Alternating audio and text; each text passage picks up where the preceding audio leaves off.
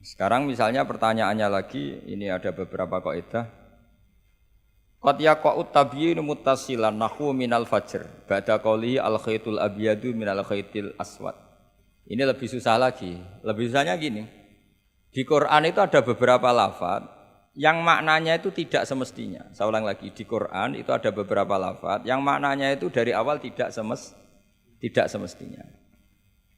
Nah, tidak semestinya ini oleh ulama ahli sastra Arab, ahli balaghah kalau dalam bahasa Arab disebut tasbih. Apa? Tasbih.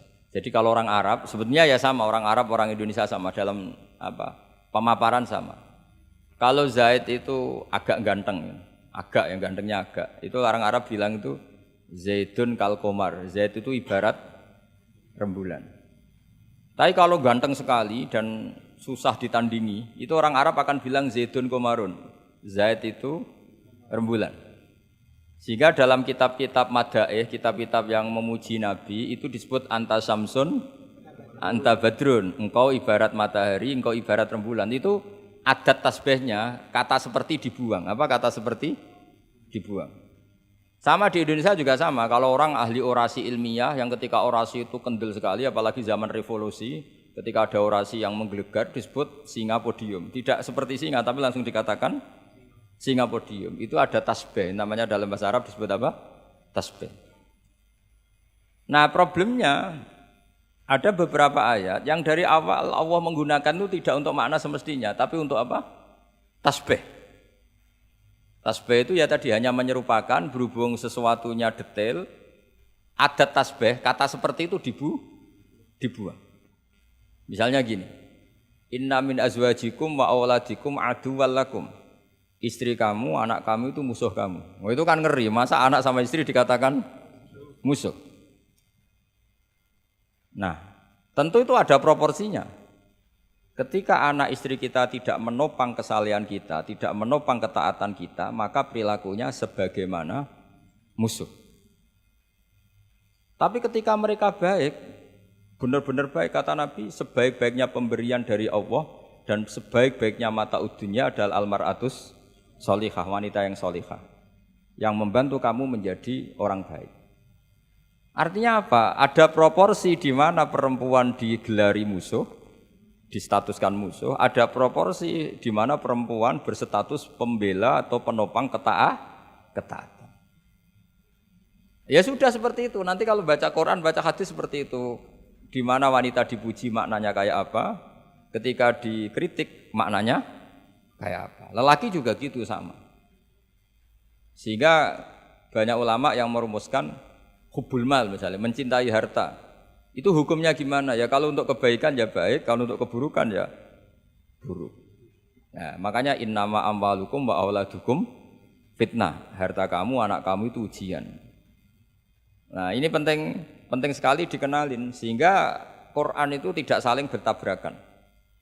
Ya, Quran itu tidak saling bertabrakan. Di ayat ini perempuan dipuji, di ayat ini perempuan dikritik. Misalnya tadi inna min azwajikum wa auladikum aduwwal lakum, tapi ada ayat fassolihatu qanitatun hafidhatun lil ghaibi bima hafidha. Perempuan itu luar biasa, penjaga kedamaian, penjaga kehormatan, itu luar biasa dipuji.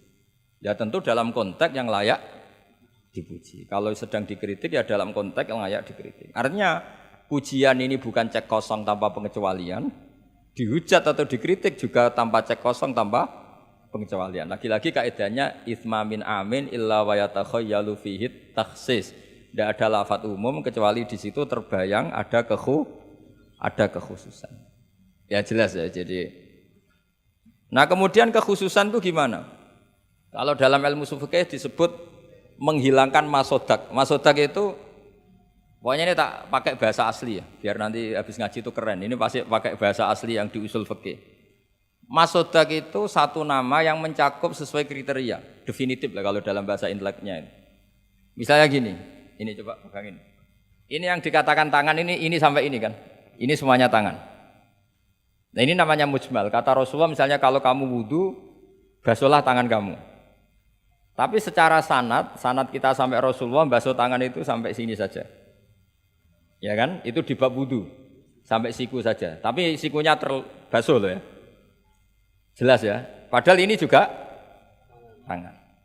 Tapi di bab qat'u yadis sarik, di bab memotong tangannya pencuri, wasariqu wasariqatu faqta'u aydiyahuma. Orang kalau mencuri dalam ajaran Islam atau negara Islam dipotong tangan. Segini apa hanya segini? Sampai gelang kaki apa mata apa ini namanya? Pergelangan apa sampai sini? Pergelangan. Padahal kalimatnya ya faqta'u aydiyahuma, maka potonglah tangannya. Tapi ternyata di bab potong tangannya pencuri di negara Islam hanya pergelangan, tapi di wudu sampai siku. Lalu kalau mau tanya ukurannya apa Gus? Ya itu ukurannya ngaji tadi. ya ukurannya ngaji memang nggak bisa dijelaskan. Kalau nggak paham jangan protes terus. Ya sudah seperti itu. Apalagi misalnya di Quran disebut jika kamu tahallul dari haji maupun umroh, mukhallikina ru'usakum, itu lafadznya mukhallikina ru'usakum, memotong kepala. Masa setelah haji dibantai kan enggak? Nah itu ru'us di situ itu dengan makna apa? Rambut.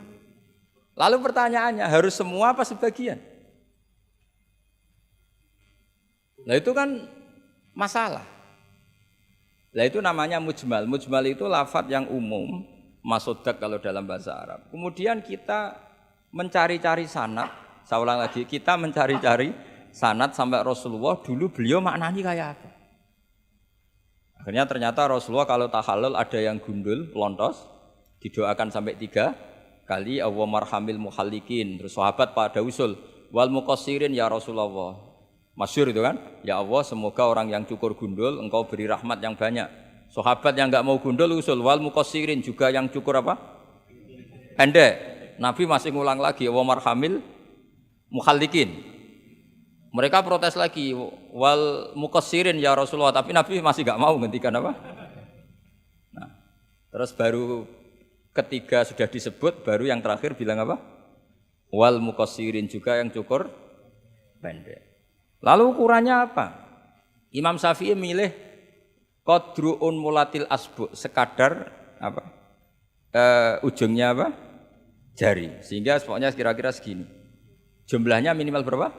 3. Nah seperti itu mau tidak mau lafadz itu mujmal, kita tidak pernah bisa tahu tanpa sanad ke Rasulullah SAW. Karena Nabi yang punya otoritas litubayyina linnasi ma nuzzila ilaihim. Kamu Muhammad yang punya otoritas menjelaskan apa yang saya turunkan. Karena kalau tanpa Nabi tidak bisa. Misalnya Allah hanya ngendikan wa yuqimunas shalat. Orang baik adalah yang mendirikan sholat. Jumlah rakaatnya kamu tahu tanpa Nabi? Enggak tahu kan, mana yang wajib, mana yang sunat juga enggak. Makanya ketika ada orang mau belajar sholat sama Nabi, kata Nabi sudah di sini aja nginep kan. Terus kamu sholat terus di belakang saya.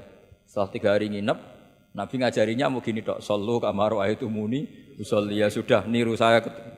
Jadi Nabi enggak pernah ngajar kayak di kampus-kampus nulis, terus nerangin itu enggak. Kalau ada orang belajar sholat, ya Rasulullah saya ajarin sholat sebagaimana sholat engkau. Ya sudah nginep di sini 3 hari, kamu sholat di depan. Ya sudah, terakhir mau boyong, Nabi hanya ngendikan sallu kama ra'aitumuni usolli, ya sudah kamu sholat kayak saya. Ketika musim haji juga gitu. Orang disuruh haji, kata Nabi, apa saja yang saya lakukan dilihat ya. Ya Rasulullah. Setelah selesai haji, Nabi hanya ngendikan litakhudhu anni manasikakum apa? Litakhudhu anni manasikakum, ya sudah kamu mengambil cara ibadah haji dengan melihat saya. Nah, cara-cara seperti itu sebenarnya lebih efisien ketimbang tag. Karena kalau tag itu bias. Sudah bias, kalau umum mesti potensi taksis, ya potensi apa? Taksis. Ya jelas ya. Jadi ini saya teruskan lagi ya. Misalnya at-talaqu marratan. Yang dikatakan cerai ini termasuk contohnya lagi, ini saya beri contoh.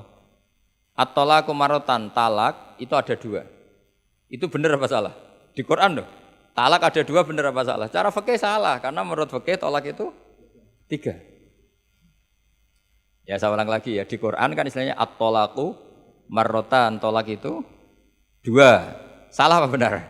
Salah secara fikih, karena secara fikih tolak itu 3. Maka cara memahami gimana? At-tolaku marrotan, talak itu hanya 2 dalam konteks yang boleh kembali.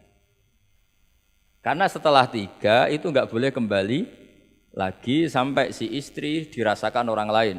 Nah, namanya apa? Mukhallil.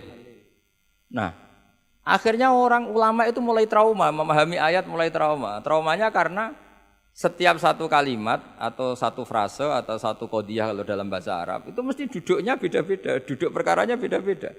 Di bab wudu tangan itu sampai siku. Di bab qat'u yadis sarik memotong tangan pencuri hanya sampai pergelangan. Ya sudah kalau tanya cara tahu gimana yang ngaji sudah enggak bisa itu jelaskan. Apalagi sebulan sekali gini wah tambah. Yang ngaji puluhan tahun saja tidak mesti alim, apalagi sebulan apa? Sekali. Makanya itu bisa dipakai alasan. Kenapa ada alim? Kan sebulan sekali. Jadi kalau ditanya kenapa ada alim? Kan apa? Sebulan sekali. Itu kan salahnya Gus Ba, tidak mau ngajar tiap hari. Gitu. Ya jadi jelas ya. Jadi semua itu ada proporsinya. Misalnya ada ayat lagi, la tudrikuhul absor. Keyakinan orang mukmin nanti di surga itu melihat Allah apa enggak? Enggak, keyakinan umumnya yang hadir di sini. Melihat kan?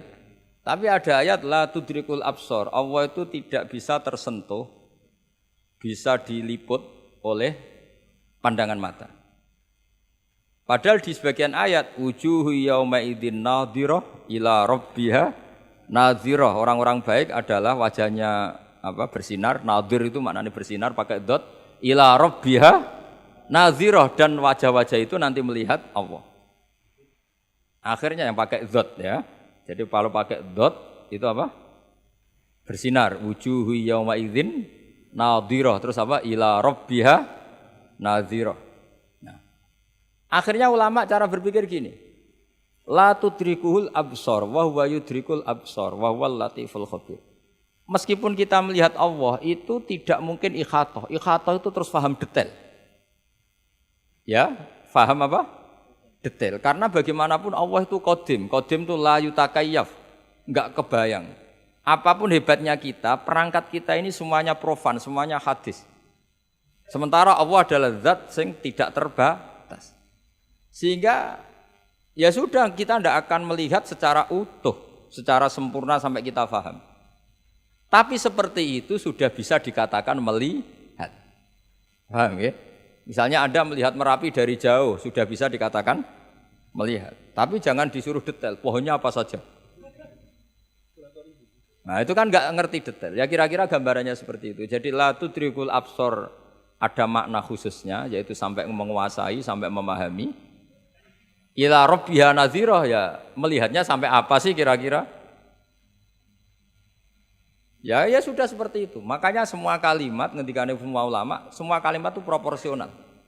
Kamu bilang mencintai istri. Sama ibu ya bilang mencintai, saya teman yang kamu cocok ya mencintai. Lalu makna mencintai itu gimana coba?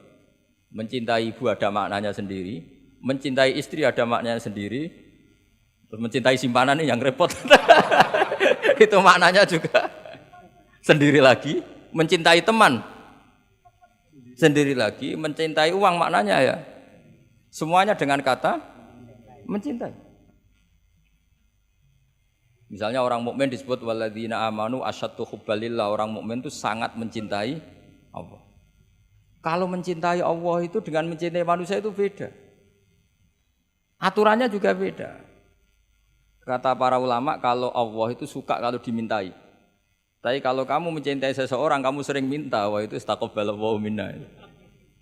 Jadi Allah itu suka apa? Allahu yaghdabu in tarakta su'alahu wa banu adama yaghdab. Jadi Allahu yaghdabu in tarakta su'alahu. Allah justru tersinggung kalau orang yang mencintai dia kemudian tidak sering-sering minta. Tapi kalau Bani Adam semakin sering dimintain malah nafsu ya, malah tersinggung, malah capek. Jadi sama-sama kalimatnya juga mencintai. Nah bayangkan Quran itu seperti itu. Min awali hatta akhiri lafaz ini semua proporsional. Apa? Semua itu proporsional. Sehingga cara maknani gimana ya tadi? Ada am, ada khos, ada mujmal, ada muqayyad. Makanya kita akan selalu berdebat misalnya ya selalu, saya ulang lagi, selalu berdebat. Madhab kiblat itu sebetulnya harus persis apa enggak? Ya tadi saya seperti ngaji saya kemarin. Kalau dalam konteks Indonesia asal kelihatan ke barat ya sudah keceluk madhep apa? Kiblat. Karena kalau detail, saya ulang lagi kalau detail berarti semua masjid itu maksimal luasnya hanya 18 meter. Karena Ka'bah diameternya hanya 18 meter. Sekali yang di ujung sana, wah pasti melencengnya jauh itu. Jangan-jangan yang melenceng pas imamnya malah. Karena kalau Ka'bah 18 meter yang ujung sana berarti imam yang di sini, oh bisa sampai Ethiopia itu. Iya kan? Nah, itu kalau harus detail juga Ka'bah orang sholat harus cekung. Nah kalau cekung bisa menuju ke satu titik. Tapi mana ada ajaran masjid apa? Cekung. Maka seperti itu dari awal Allah tidak menghentikan Ka'bah. Fawalli wajhaka syatrul masjidil haram. Satro itu nahwa. Ya sudah yang penting kamu menghadap ke arah masjid haram. Bukan ke ainal masjidil haram yang detail. Jadi satro itu nahwa. Nahwa itu ya pokoknya ke sana. Nah itu yang dimaksud yuridu wa bikumul yusra wala yuridu bikumul usra. Agama ini gampang, kenapa dipersulit? Jangan kayak birokrat tertentu, kalau bisa sulit kenapa dipermudah? Karena banyak kepentingannya apa? Ya terus saya teruskan lagi. Ini contoh-contoh. La tud ukhidlat lakum bahimatul an'ami illa ma yusla alaikum. Terus ada lagi wa aufu bi ahdi ufi bi ahdikum. Ini contoh-contoh yang disebut oleh Imam Suyuti. Walillahi 'alan nasi hajjul bait. Maksud beliau dengan contoh-contoh itu begini ya. Misalnya kulluman 'alaiha fan, semua ini kalau kiamat nanti rusak semua. Pertanyaannya gini, Gus lalu panitia kiamatnya gimana? Misalnya Israfil yang masyhur jadi panitia kiamat itu kan Israfil kan sekarang sudah pegang apa? Trompet. Kalau trompet pertama malam itu gunjang, terus trompetnya cebrok, baru separuh itu kan terus gak jadi kiamat. Maka ulama mikir ini yang ya sudahlah kecuali panitianya gitu. Mesti akhirnya karena kalau ini panitianya ikut guling, apalagi wah trompet sama mana ini belum selesai kiamat kalau sudah apa jatuh. Bisa dibayangkan kan kalau niupnya dari atas jatuhnya di Kaliurang. Oh. Udah gitu dekat Mbak Marijan susah nyarinya itu. Makanya ulama selalu mengecualikan kuluman aliyafan itu ada pengecualiannya. Misalnya kecuali panitia kiamat. Sehingga di Quran itu ada pembenaran pengecualian itu, yaitu ada ayat wa yahmilu arsya rabbika fawqahum yauma idzin samaniyah. Dadi wa yahmilu lan gawa arsya rabbika arase pangeran sira. Fauqahum kang pangeran sak dhuwure para malaikat. Sapa samaniyatun malaikat 8. Jadi ketika kiamat dahsyat itu masih ada malaikat 8 yang masih happy-happy saja. Masih santai saja. Karena dia panitia. Ini kalau sampai makanya masyhur. Ya, itu kan jadi yauma idzin wa yahmilu arsya rabbika fauqahum yauma idzin. Di hari kiamat itu ada malaikat yang masih enggak rusak, yaitu termasuk 8 malaikat panitia apa? Kiamat. Maka Israel itu, semoga ikut ngaji di sini Israel itu kacau. Kacaunya itu dia tahunya itu terlambat, masyhur itu. Setelah orang mati semua nanti di kiamat, kamu sudah tidak tahu, sudah mati. Ini saya tahu ya di kitab. Setelah mati semua Allah tanya, Israel sudah mati semua? Sudah Gusti. Sudah semua, sudah. Masih satu. Mana Gusti tak coplok nyawane katanya. Kamu katanya. Wah setelah itu Israel sudah cabut sendiri nyawa kamu. Itu kesakitannya Masya Allah. Tapi dia sekarang belum tahu. Kalau itu sakit belum tahu. Sekarang itu belum tahu. Makanya semoga dengarin supaya tahu. Orang sakit terus. Gimana Is? Sakit Gusti, sakit sekali. Terus Israel bilang gini, kalau saja saya tahu kalau dicabut nyawa itu sakit, saya tidak main coba cabut. Ternyata sakit. Pakai cara apa saja. Jadi tapi dia itu nanti. Nyesalnya nanti. Sekarang belum tahu, makanya terus masih main cabut aja itu. Jadi malaikat Israel ya itu tadi. Maka tetap ada pengecualian. Karena kalau nggak ada pengecualian kita kiamat semuanya rusak lalu. Nah, terus ulama menambahkan lagi surga dan neraka. Surga dan neraka itu juga termasuk ketika kiamat tidak ikut rusak. Karena kalau rusak lalu nanti orang-orang ini ditampung di mana? Kamu tahu kan para nabi sekarang posisinya di mana? Surga. Para syuhada Kalau ini ikut rusak, konstruksinya kan kacau semua.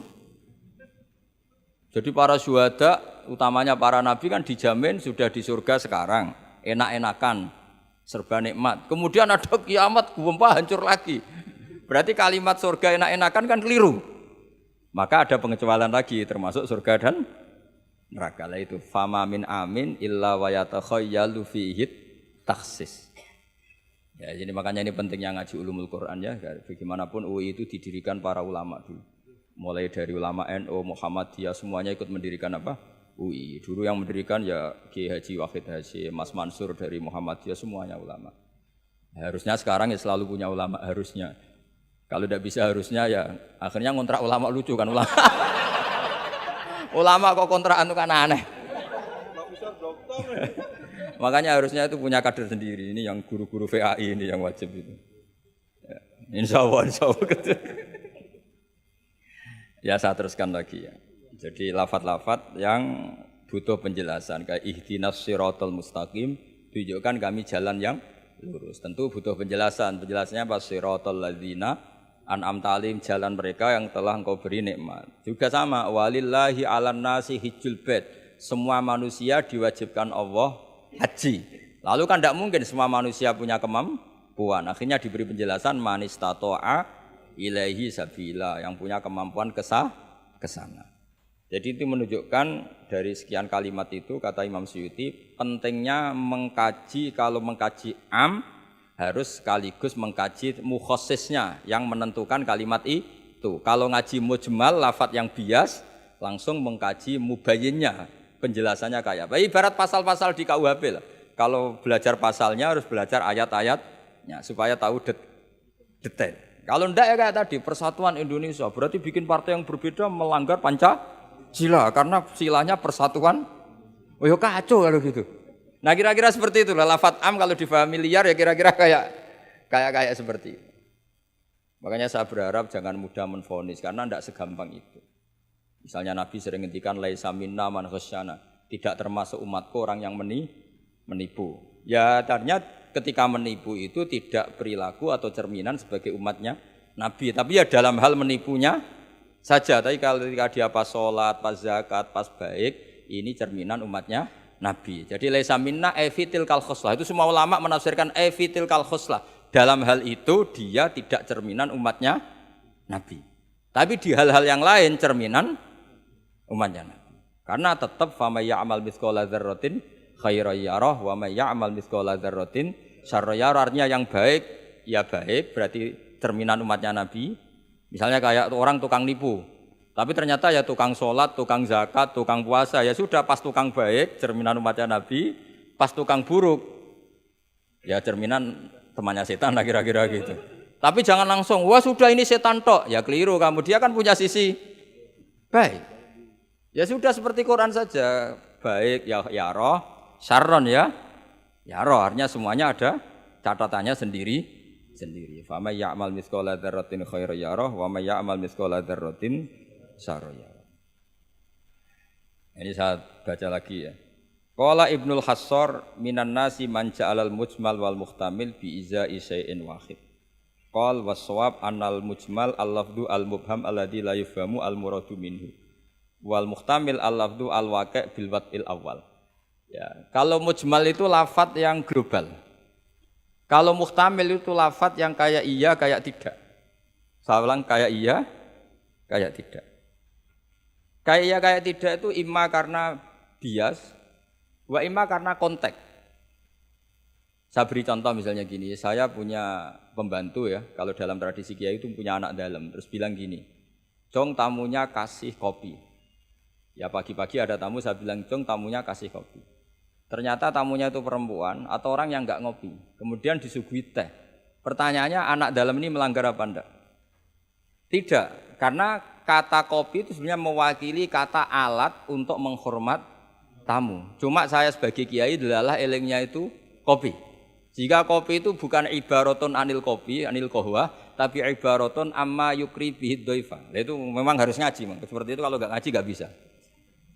Saya melafatkan kopi itu adalah implementasi dari yang penting ada yang digo nyugati, bukan dengan makna kopi hitam.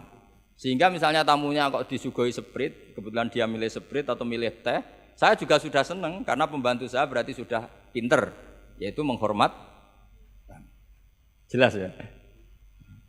Ya sehingga kata itu sering tidak mengikat dalam agama. Sama seperti Rasulullah ketika bilang gini, ya Mu'ad inni uhibbuka, Mu'ad kamu, saya senang kamu, kata Nabi. Ya Mu'ad inni uhibbuka, saya senang kamu. Berhubung saya senang kamu, fakul dubura kulli sholatin, sebagian riwayat fala tada'anna kulla sholatin, maka setiap habis sholat dubura kulli sholatin, kamu lafadzkan Allahumma a'inni ala dzikrika wa syukrika wa husni ibadati. Kamu jangan pernah lupa berwiridan, ya Allah bantulah kami mengingat Engkau, ala dzikrika wa syukrika, mensyukuri nikmat Engkau, wa husni ibadatik, dan ibadah secara baik kepada Engkau. Pertanyaannya, ketika Nabi nyebut Mu'ad itu sebagai orang hanya Mu'ad, apa sebagai umat yang harus dilatih? Umat yang harus dilatih, sehingga siapapun boleh pakai wiridan itu. Ya makanya terus di balaghatul Arab itu ada aturan zikrul ba'di wa iradatil kul. Ketika nyebut sebagian, bisa yang dimaksud itu siapa saja. Ketika saya nyebut kopi, sebetulnya itu alat atau perangkat atau minuman yang dipakai hormat tamu, tidak harus bentuknya kopi hitam. Tapi kalau orang tertentu yang memang hobinya ngopi, ayo cari warung kopi. Memang dia anti minum teh, anti minum sprit, memang inginnya warung kopi, ya sudah, itu berarti makna kopi yang muayyan, yang memang maknanya kopi dengan makna yang khos. Jelas ya? Nah bayangkan Quran dan hadis itu potensi seperti itu ada, makanya potensinya itu lafadz itu muhtamil, bisa iya, bisa tidak. Nah di sini ini pentingnya ngaji. Jadi sehingga ketika Allah ngendikan rijal sekalipun, lelaki, kadang maknanya memasukkan perempuan. Misalnya gini, kalau kamu ngaji ilmu nahwu, hudal lil muttaqin, alladzina itu jamak untuk lelaki atau perempuan? Alladzina, lelaki. Tapi Quran itu untuk lelaki, tok apa lelaki dan perempuan?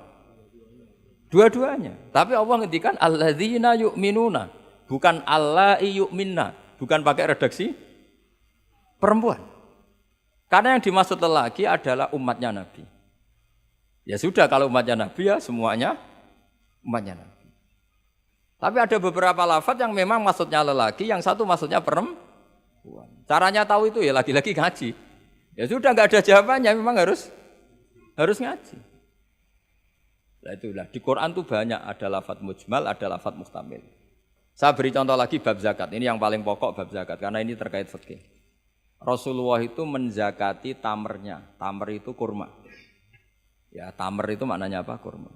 Itu oleh semua ulama fuqaha, semua ahli fikih dunia mengatakan makanan pokok. Jadi yang wajib dizakati itu tanaman, makanan pokok. Karena apa? Ya kalau nuruti sunnah Rasul persis, orang Indonesia ora wajib zakat.